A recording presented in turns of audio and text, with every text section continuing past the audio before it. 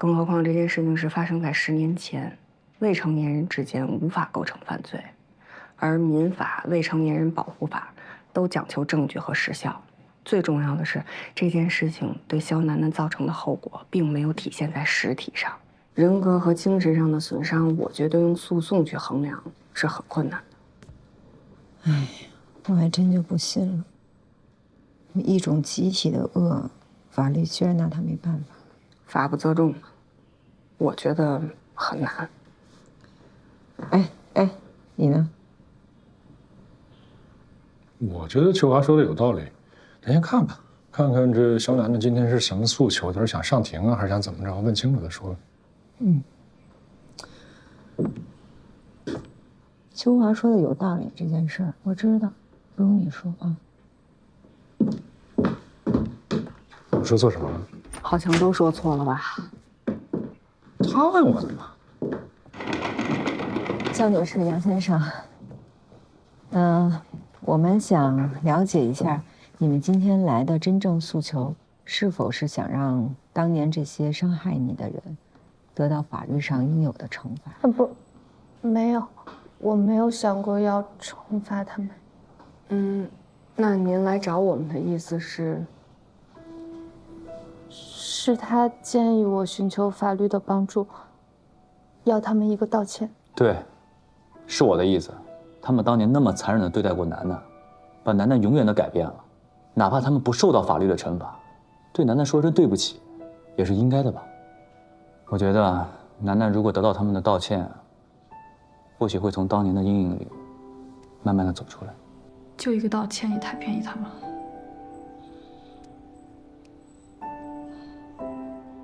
其实对于校园霸凌呢，确实是对青少年的危害非常非常大，但是该如何惩治校园霸凌，又确实是社会的一大难题，也不能全由法律来规范。其实从今天的对话来看，我们也感觉到您现在在事业发展得很不错，也有了自己的新生活，但当年的这些事儿确实是让您的心里面种了一个很大的心结。我现在呢是想跟您再确认一下，您其实只是希望得到他们一个真诚的道歉，让您从当年的这个阴影里面走出来，比让他们得到法律上面的惩罚更重要，是这个意思吗？对，罗律师，我就是这个意思。夏叔，你那边的那个案子进行怎么样了？我处理的差不多了，我有时间的。罗律师啊，你的意思是想让夏律师负责这件事儿是吗？陈律师，我们先把所里这案子说一下，好吧？你稍等。那肖女士，我们愿意在法律上给您提供帮助，不过我们之间还要签一份协议。您的这个案子由夏叔、夏律师来做主导，我跟秋华、邱律师我们都会做一些辅助的工作的。首先要在您这个案子上做一个调查取证，拿到当年他们霸凌您的证据，然后我们再看下一步该怎么办，好不好？夏叔，你再跟他们谈谈关于协议的事。好。然后二位跟我来这边吧。夏叔，我去帮你拿一下协议。啊，谢谢。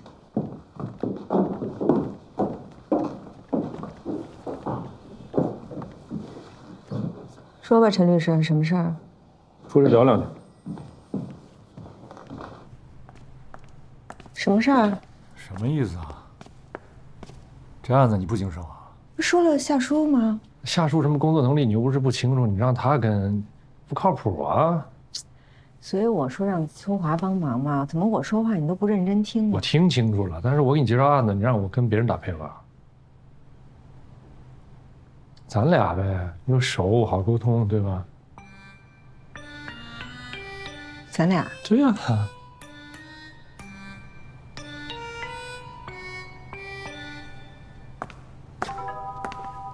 你忘了？我忘什么了？学长那边的案子，那样我们锁的，你给盯着呀。放心吧，你这边有什么需要帮衬的，我随时上啊。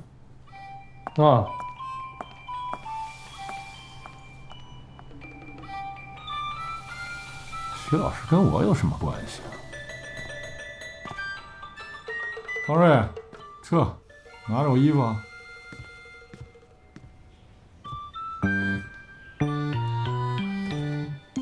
走了，秋丽、夏丽，拜拜。来，已经办了3个，千万别泄气，这女孩太好追就没意思了，对不对？助理多好，你现在这个阶段，比你们这样你越急，多了是吗？你越不急，我跟你说，哎，陈律师，哎呦我陈大律师，我总算盼到您了。怎么了，韩律师？您还记得你有一个案子吗？我手上哪止一个案子？你说的哪个呀？哎呦，贵人多忘事，我给您提醒一下哈，名山。昨天明海的上诉期到期了是吧？对。哎，我忘问了，我现在我给法官。不用，这种小事儿我来做就行了，我已经打过了，明海没上诉，那就证明判决结果生效了嘛，生效马上可以进入执行程序了。对他来说好事啊！哎呀，别高兴太早啊，这种好事儿，明山不是应该比你更积极吗？对啊，哎，明山跟你联系过吗？没联系过。明山为什么不跟你联系？想过吗？防人之心不可无啊。说的有点道理啊。那去趟名山吧，咱一起。别，我这刚跑回来，水还没喝一口呢。懂了，你已经立功了，韩律，好吧，我自己去就行。二瑞，哎，我们出发了，走了。走了啊，韩律。好嘞，拜。这么重要的事儿，我能给忘了？师傅，哎呀，韩律，哎，师傅你等等我。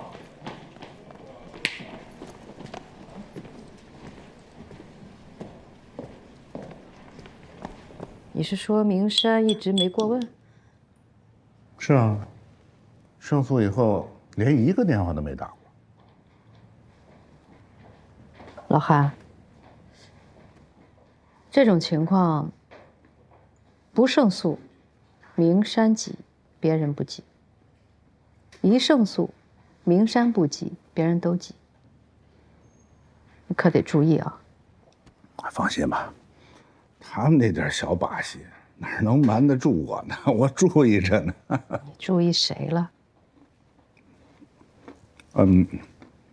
相关利益各方我全注意了。我布置了不止一个眼线，好几个呢。但凡他们那边有个风吹草动，我立刻就能知道。不是，你要特别注意你的搭档陈硕。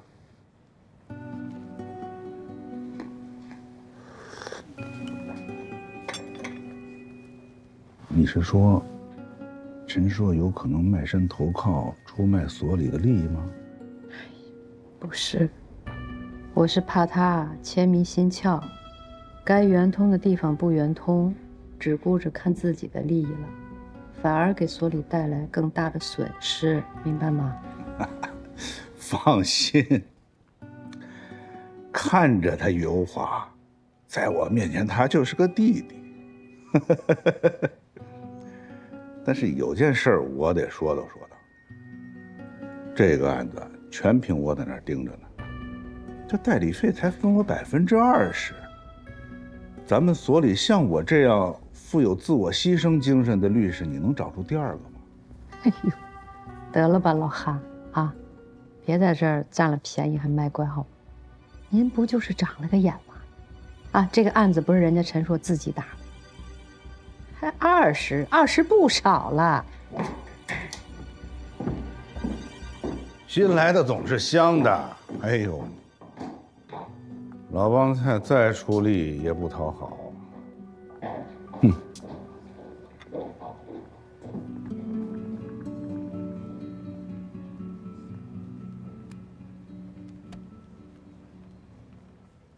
哎，师傅，我打听个事儿啊。这个明海不上诉，你知道是什么原因吗？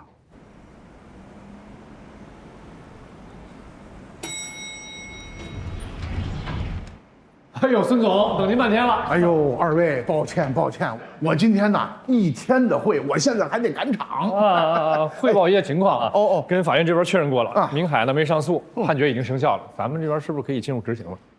我一切听您的。那么考虑到对方的背景呢，还有他的这企业特点，除了已经查封了他们的银行账户之外呢，我想再查一下他们主营业务以外的资产，所以财产信息上报给法院，你觉得呢？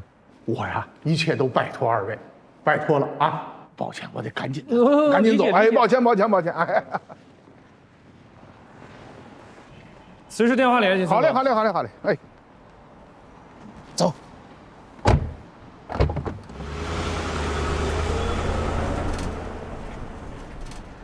哎，师傅，这是他的事儿，自个儿一点不上心啊。老狗学不会新把戏，一定是背着自己的律师耍花样了。哎，老薛，给我查点事儿呗。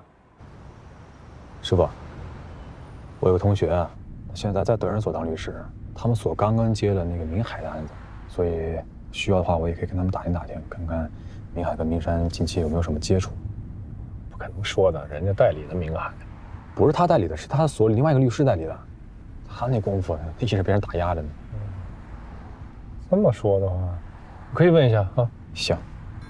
同学之间因为互相看不顺眼、寻衅滋事、互殴、辱骂等行为可能会触犯的法律有：刑法第233条过失致人死亡罪，刑法第234条故意伤害罪，刑法第238条非法拘禁罪。行了，别背了，这件事情根本就不是刑法规制的范畴。还有呢，刑法第246条侮辱罪，第293条寻衅滋事罪。你觉得够得上吗？我觉得够得上，但法官不一定这么觉得。对了，人身损害赔偿司法解释第7条，对未成年人依法负有教育、管理、保护义务的学校、幼儿园相关教育机构，若未尽到职责范围内的相关义务，致使未成年人受到人身损害的，应当承担赔偿责任。哎，我们可以依据这个去找肖楠楠当年的那个高中啊。那你怎么证明肖楠楠受到过人身伤害呢？我就不信了，我再找找。别找了，有这个功夫，咱们还不如去跟肖楠楠谈谈呢。谈什么呀？放弃呀？为什么呀？很多人从小就受欺负，生存环境很恶劣，那不是照样活得好好的吗？那你的意思是，肖楠楠就应当承受这一切？我可没这么说啊。我不过是经历的比他多，我知道很多事情根本就没有办法。借助于法律，还不如求助自己。想要在这个世界上活下去，就不能那么玻璃心。你觉得肖楠楠玻璃心？我觉得有点。我从小到大比他经历的多多了，我现在一样好好的活着。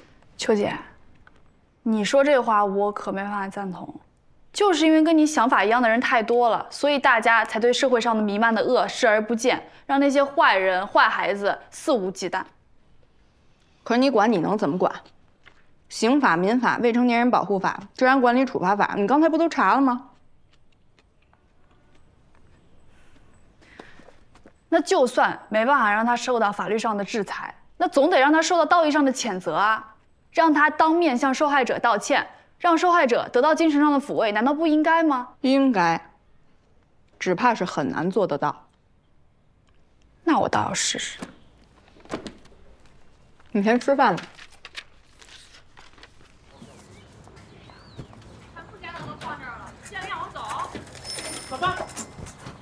师傅你好，请问魏桂英在里面吗？那不里面正喊着呢吗？他这怎么了？我们这地方啊太小，不够用，他要去贷款把旁边的地方也给租下来了。没想到呀，上当受骗了，他把钱给了骗子，原来那地方是人家的。啊？怎么还有这种事儿啊？哎呀，挣点钱都不容易呀。行，谢谢您啊。没事。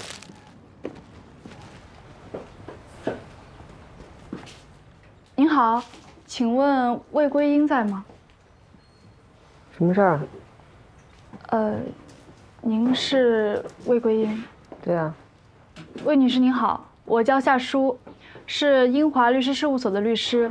我这次来找您呢，是因为我们所接受了肖楠楠女士的委托，为她曾经遭受过校园霸凌事件提供法律帮助。您和肖楠楠是高中同学吧？肖楠楠，那个好女。我必须要提醒您，您现在还对她使用侮辱性的称呼。您当年的行为对肖楠楠女士造成了极大的伤害，她到现在还被这件事情困扰，所以肖楠楠希望你能为当年的行为对她做出正式道歉。你有病吧？还道歉？谁他妈跟我们道歉呢？还抚慰她的心灵，谁抚慰我呀？我们不就是给她取个外号，开几句玩笑，啊，这就成伤害了？个小姑娘年纪轻轻的，你懂什么叫伤害吗？我告诉你什么叫伤害。我今年我都换了3份工作了，无论我如何努力，老板就是看不上我。我大学毕业到现在，连工作都找不着，我所有的家长都放在这儿了，我被人骗了，谁他妈跟我赔礼道歉呢？我今天被辞了，明天我工作我都不知道去哪儿找，我房租我没钱交，我吃饭睡觉我没着落，有人跟我道歉了吗？你律师是吧？你怎么不替我这种人伸张正义呢？你还伤害，说几句伤害了，那我们这人不得死去？滚！不可理喻。道歉，没门儿！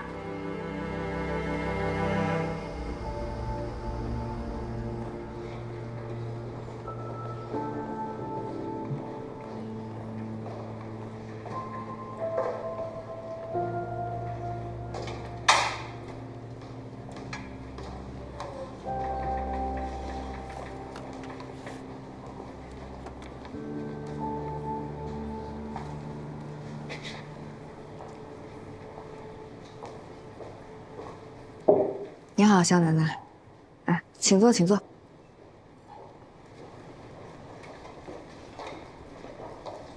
啊，我点了水果茶，可以吗？可以，谢谢你啊，邱律师。不客气。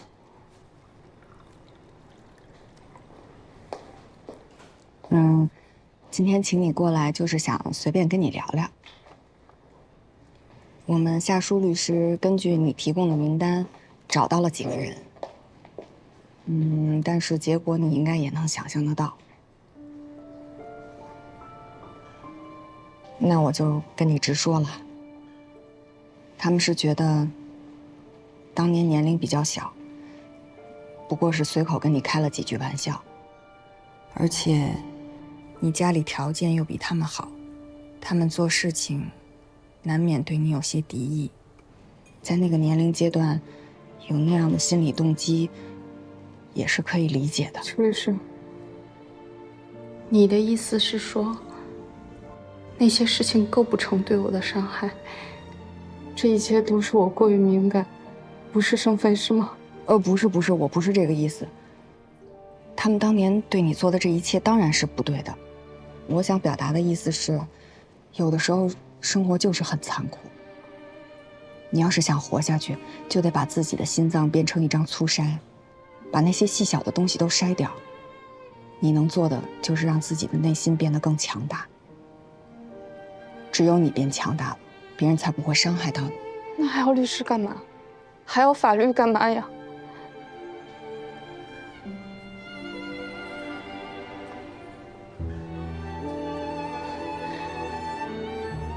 他们已经从你们那儿得到了我的联系方式，现在又打电话骂我是好女。是我错了，我不该找你们，我就该自己受着。该交的钱我都交了，咱们终止协议吧。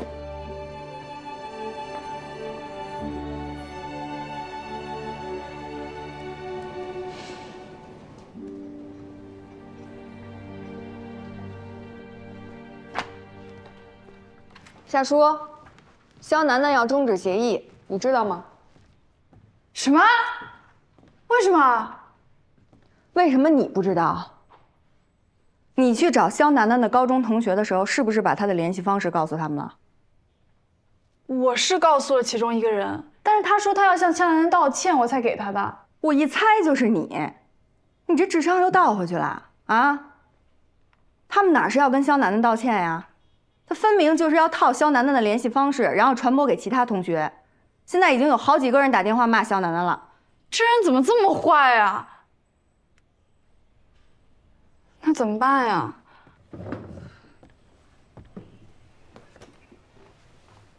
能怎么办？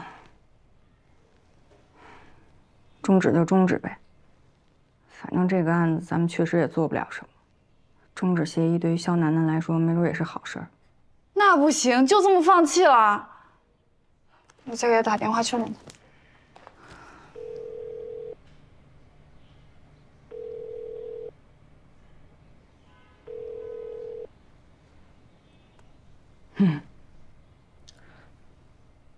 等英子回来商量商量，不行把钱就退给人家吧。啊。您好，您拨打的电话正在通话中，请稍后再拨。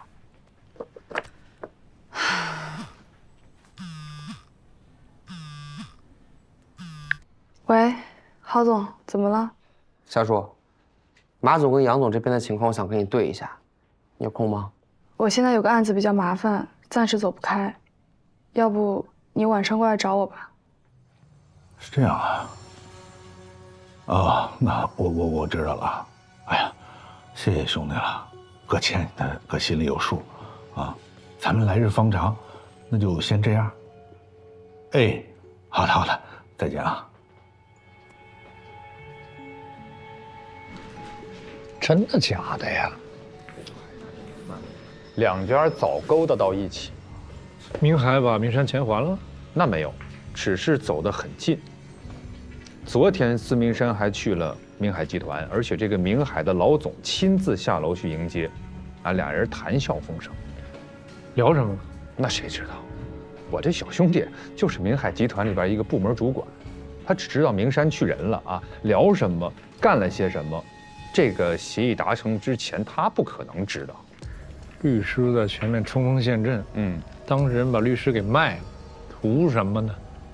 就图赖那点律师费啊？您一个人律师费800多万，你管那叫点儿啊？啊，是不是？那两家什么时候开始联系上？就你们一审胜诉之后。哎，其实按理说呢，这个明海集团的老总，人家是正处级干部，他怎么能看得上一个民企老板？就是你们这一审啊，这做的太扎实了，证据收集的太全面了。他们知道，即便是这案子到了2审也得败诉，所以说是演了这么一出戏。这明山的孙明山又不傻呀，他知道明海怕什么。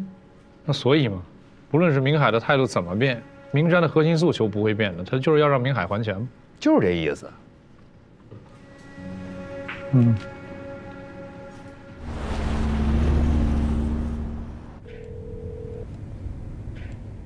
背着我跟明海见面，真有你。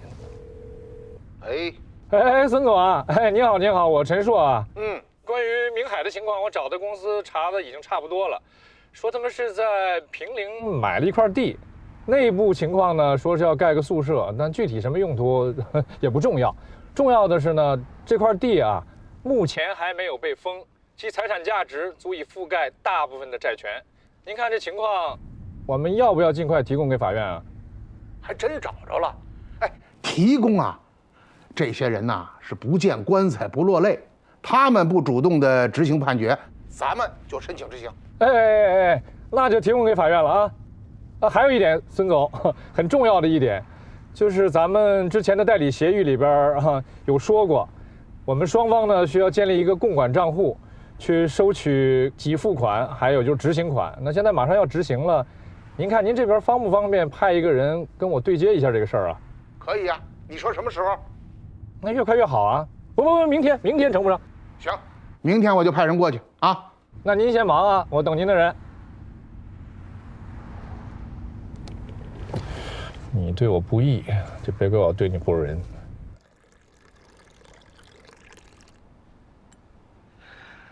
孙总咱们正在跟明海谈判呢，这个时候提执行好吗？那有什么不好啊？哎，咱们跟他们谈判，他们那边是一拖再拖的，不就是不想还钱吗？咱们呢，趁着还没谈成，抓紧执行，能执行回来多少就执行多少。咱们执行的越多，谈判的时候筹码就大。哎，那个陈律师知道谈判这个事儿吗？哎，这可不能让他知道。哦，对了，告诉所有知道这件事的人，严格保密，绝对不能让陈律师听到任何风声。哎，进。好嘞，找我。哎呦，我可把你盼回来了。坐。这门也关上。不，这么严肃，这怎么了？怎么了啊？我得到了个确切消息，明山跟明海在谈判。这有点不地道了。我早就猜到了。一遇到这种时候，当事人出卖自己的律师，那就成了铁律了。但也有点奇怪，你现在说他们在谈判，那我刚刚在车上给孙明山打电话了，他还催我呢，说你赶快去办执行的事儿啊。办执行？对，孙明山说的。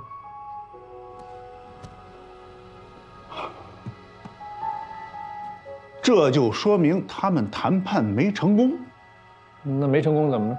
没成功，再利用律师一把，逼着那边执行，然后明山谈判的时候，他就有更大的筹码，是不是？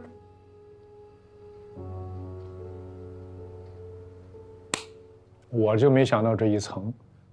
这样吧，律师，我得叫您师傅呀，受徒弟一拜，好不好？你看这，行，你太厉害了，这。拿到钱了再拍马屁。那行，那咱就现在抓紧执行这件事。别贪多啊，执行一笔咱提一笔，然后呢，咱马上去找明山谈判，咱及时止损，知道吗？行，我知道了。我跟孙明山说了，赶快把共管账户这事儿给建了。明天呢，他就派人来，我们一起去银行。建共管账户，那他们要是不同意，咱们提不出钱，那咱不是白干了？你得看这账户是谁去建，然后用什么方法建。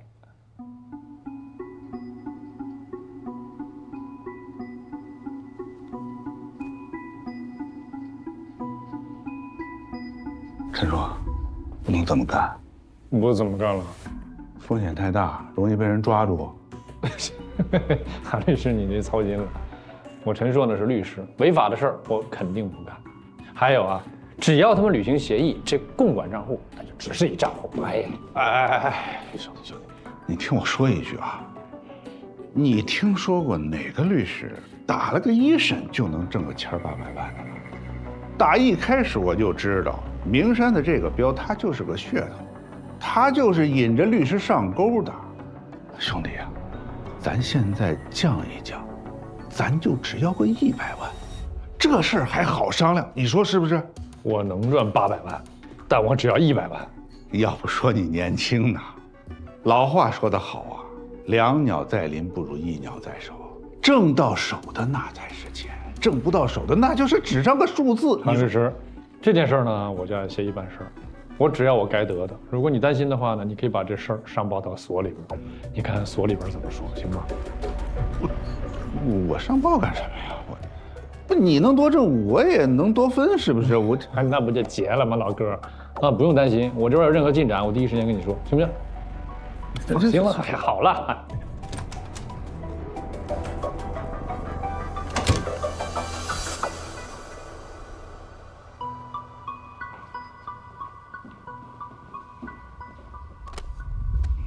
肖女士，您的手机关机，所以我只能用这种方式向您道歉。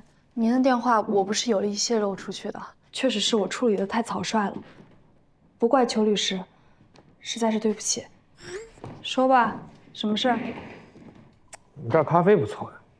哎，说正事儿。我大伯小叔，基本上是把马总跟杨总他们搞定了。这么快？那兰姐呢？还是联系不上？兰姐她就在国内，但是我去她家找她，她也不见我。你有什么办法吗？哎，我怎么知道哎？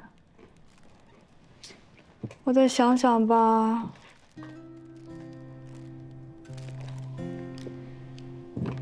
郝磊，我问你个问题：就算你当不了董事长，你也是大股东，你又不缺钱，为什么非要跟你大伯小叔争呢？你们当律师，接一些普通的案子也能挣钱，你何必要债钻到别人车轮子底下，半夜跟当事人道歉？你图什么呀？这叫成就感，你懂不懂啊？成就感，是你钻车轮子底下有成就感呀，还是跟流氓债主斗智斗勇有成就感？怎么没有啦？我觉得我自己挺厉害。我以前好像什么都有，但其实两手空空。我现在什么都没了，但我非要抓住点什么。你不也一样吗？所以我就说嘛，咱俩其实挺像的。哎，行了，就知道套近乎。忽悠我给你工作呢，说正事儿，你现在只能靠兰姐了，怎么办吧？喜欢成就感，你觉得？我交给你了。嘿，好好，我欠你的。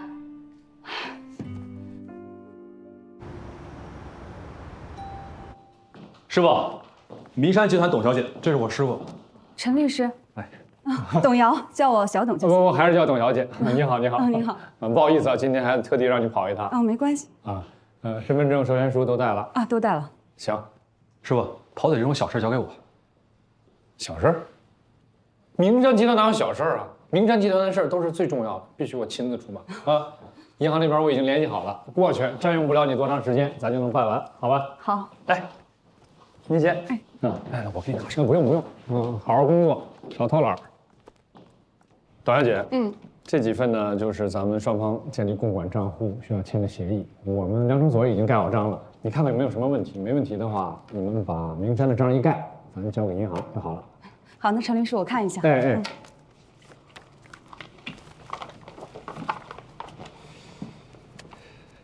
董小姐，我今天见您嘛，我觉得眼熟啊。我呢，之前是跟孙总还有孙太太吃过一次饭，当时孙太太呢给我留下的印象特别深刻。我今天见你呢，我就是觉得这眉宇间的神韵啊、气质啊，包括谈吐什么都有点像。您说的那是我姐，孙总太太是你姐？是啊，了解亲姐，亲的。你这难怪了呢，你说。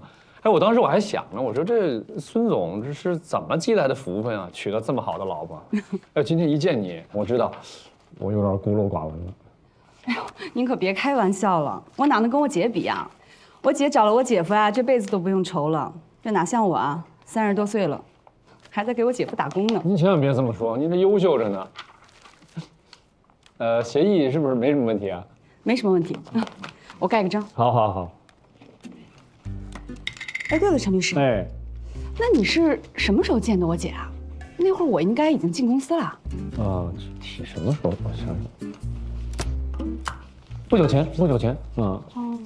对，当时你姐还提了一下，说她有个妹妹。是吗？我当时就想，我说这姐姐优雅、知性、大方，而且高挑，好看。我说这妹妹得什么样啊？是不是？哎呦，您太逗了，还妹妹什么样？贾宝玉似的。还有2份。好。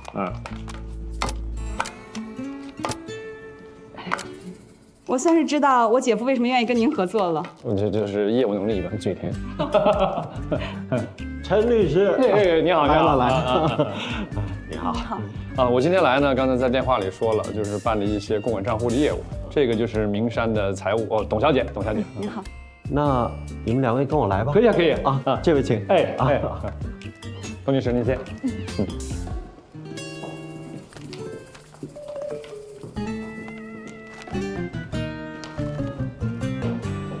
小赵，马经理，陈律师他们律所在咱们这开个户。好的请坐。授权书和身份证都带了吗？有授权书、身份证来，协议都给您。很快的。对一下。谢谢。来。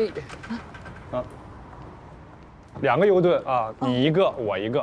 对，到时候改下密码就可以了。好，我叫个车。我送你，叫什么车？开车停着呢，在那儿。走了。那我就不跟您客气了。跟我还客气什么？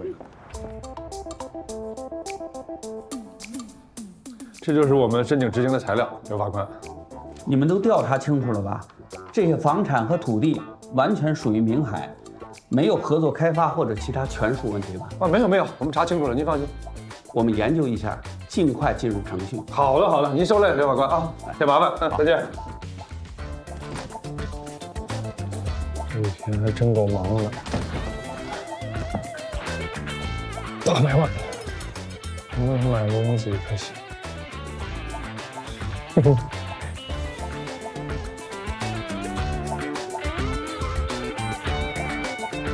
我跟房梁说一下。进来。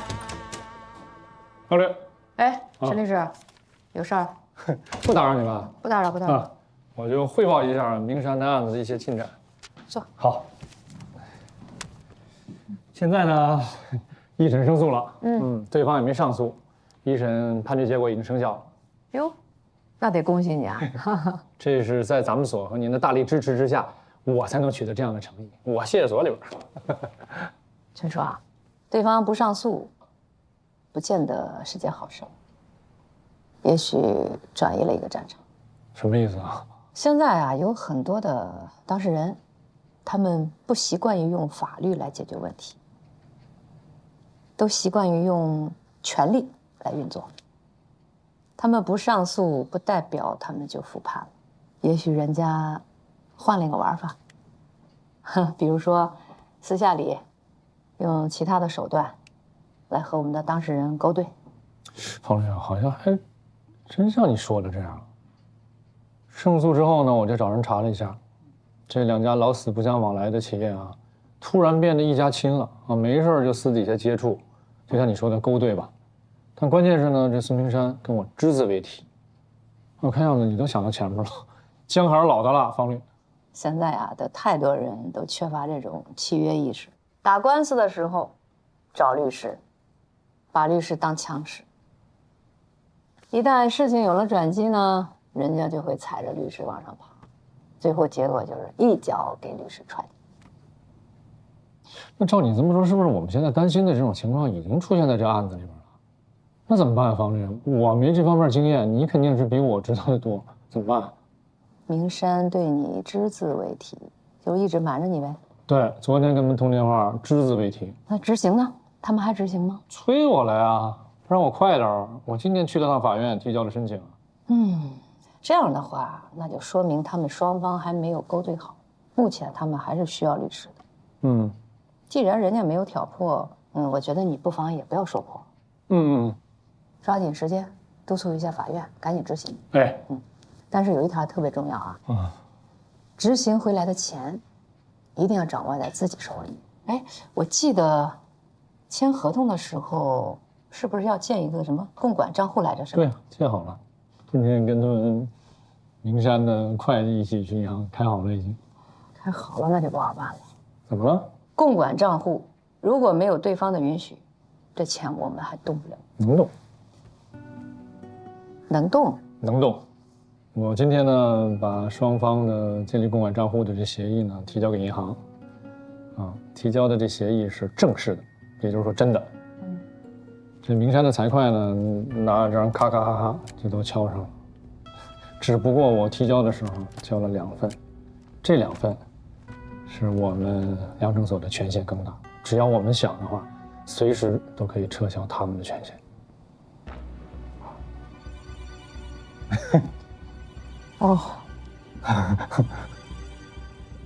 我做错了吧？是不是方律？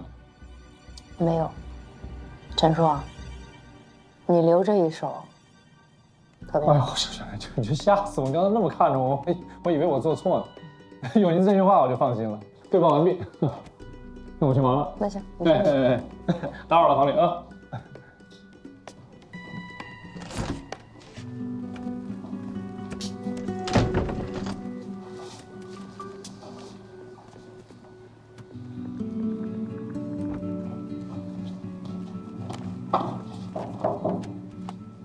进，方律，哎，这坐，哎，看看，气色怎么样？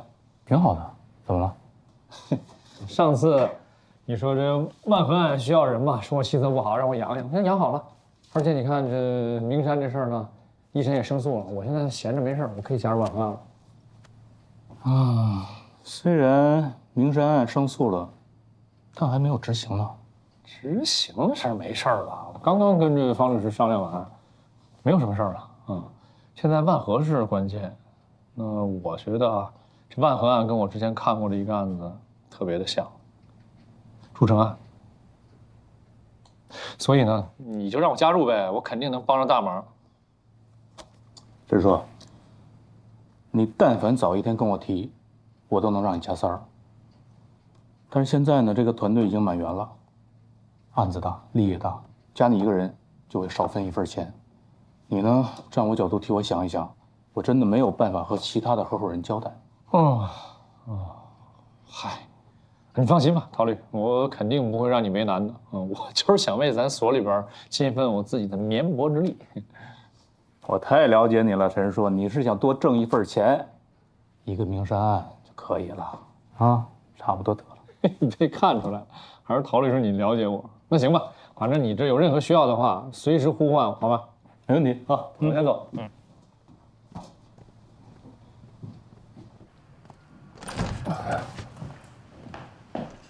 那我去。师傅，你小子怎么回事？不好好在这备考上？你俩跟明山真的在谈判，我还打听到后边还有政府在协调，这不要坑咱们吗？这2天跑这事儿呢？对呀，师傅，咱怎么办？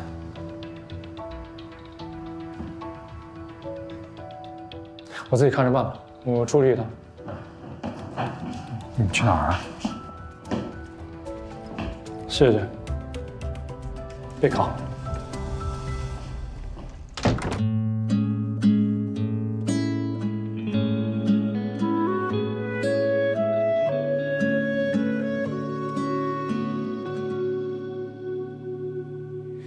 雨怎么迷上了眼睛？等待一束风来把它唤醒，肩上的太阳和雨水的重量，他不曾提起。